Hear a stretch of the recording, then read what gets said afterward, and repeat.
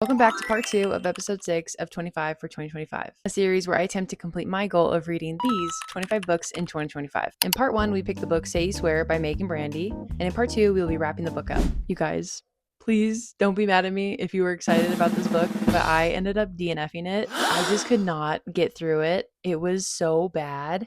I've actually read books on Wattpad that are way better than this book. Boom. Roasted.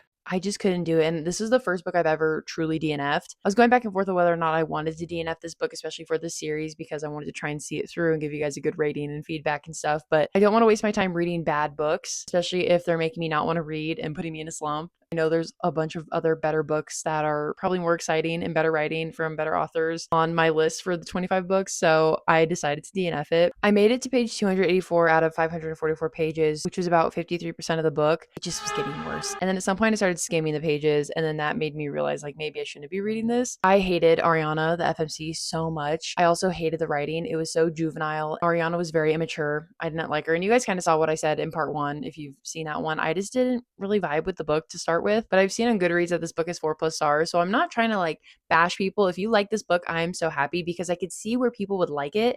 The idea and concept of the book actually sounded interesting, and that's why I was really excited to read it. I just don't think it was executed properly at all. I also think I went into this with a different idea of what it would be about. I thought it would be more best friend's brother, focusing on the storyline with Chase, but then we have other MMCs come in and kind of become the love interest. So that kind of confused me, and I was really concerned about how we were going to fix the narrative between Ariana and Chase, and we weren't, because that's just not where the story was going. I did look at spoilers for this book and how it ended because I was curious. The ending did seem really intense and really sad and emotional because I did see people crying about this book. It's just that the book is so long and the writing is so bad that I just could not get through it. I'm not trying to bash on you if you like this book. I am so happy that you did.